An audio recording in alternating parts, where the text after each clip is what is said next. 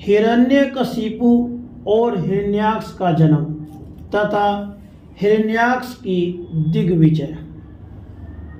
श्री मैत्रेय जी ने कहा, उनमें से जो उनके वीर्य से दीति के गर्भ में पहले स्थापित हुआ था उसका नाम हिरण्यकशिपु रखा, और जो दीति के उदर से पहले निकला वह हिरण्याक्ष के नाम से विख्यात हुआ।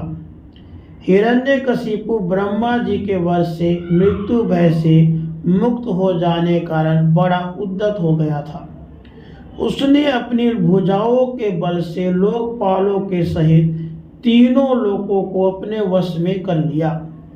वह अपने छोटे भाई हिरण्याक्ष को बहुत चाहता था और वह भी सदा अपने बड़े भाई का प्रिय कार्य करता रहता था। एक दिन वह हिरण्याक्ष हाथ में गदा लिए युद्ध का अवसर ढूंढता हुआ स्वर्ग लोक में जा पहुंचा। उसका वेग बड़ा असह्य था। उसके पैरों में सोने के नुपुरों की झनकार हो रही थी। गले में विजय सूचक माला धारण की हुई थी। कंधे पर विशाल गदा रखी हुई थी। उसके मनोबल, शारीरिक बल और ब्रह्मा जी के वर ने उसे मतवाला कर रखा था, इसलिए वह सर्वथा निरंकुश और निर्भय हो रहा था। उसे देखकर देवता लोग डर के मारे वैसे ही जहां तहां छिप गए, जैसे गरुड़ के डर से सांप छिप जाते हैं। जब दैत्यराज हिरण्याक्ष ने देखा कि मेरे तेज के सामने बड़े बड़े गर्वीले इंद्रादि देवता भी छिप गए हैं, तब उन्हें अपना सामने न देखकर वह बार बार भयंकर गर्जना करने लगा। फिर वह महाबली दैत्य वहां से लौटकर जड़ क्रीड़ा करने के लिए मत वाले हाथी के समान गहरे समुद्र में घुस गया, जिसमें लहरों की बड़ी भयंकर गर्जना हो रही थी। ज्यों ही उसने समुद्र में पैर रखा कि डर के मारे वरुण के सैनिक जलचर जीव हक बक्का गए, और किसी प्रकार का छेड़छाड़ न करने पर भी वे उसकी धाक से ही घबराकर बहुत दूर भाग गए। महाबली हिरण्याक्ष अनेक वर्षों तक समुद्र में घूमता और सामने किसी प्रतिपक्षी को न पाकर बार बार वायु वेग से उड़ती हुई उसकी प्रचंड तरंगों पर ही अपनी लोहमयी गदा को अजमाता रहा। इस प्रकार घूमते घूमते वरुण की राजधानी विभावरीपुरी पहुंचा।